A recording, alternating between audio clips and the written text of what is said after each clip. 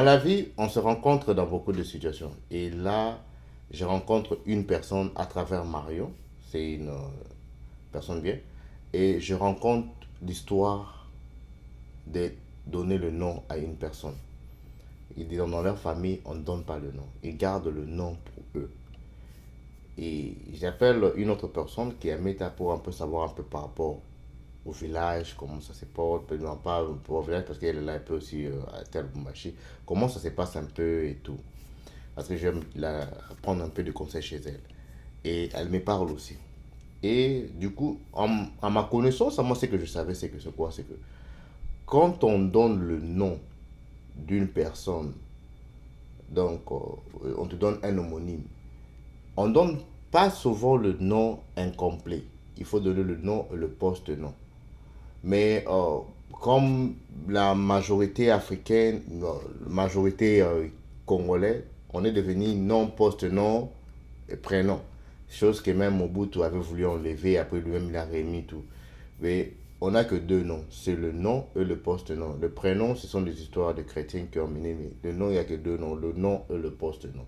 Donc, il y a ton nom et le nom de famille. Le nom qui est ton propre nom, mais le nom de famille qui est en famille en général. Le prénom, c'est chrétien et tout. Alors, quand on donne le nom, si tu vas donner le nom, tu donnes le nom complet et le prénom. Donc, tu donnes ce qu'on dit, tu immortalises la personne.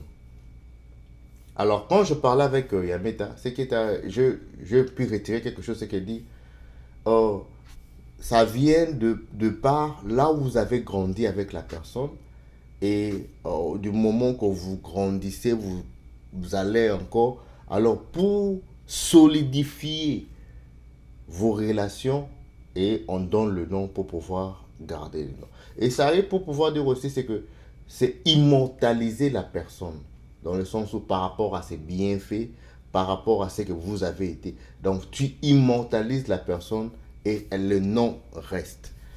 Alors, chez moi, en coutume, c'est comme ça qu'on fait. Quand tu donnes le nom, tu laisses le nom immortalisé.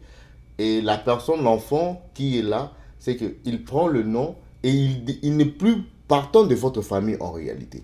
Il devient de la famille où on a donné le nom.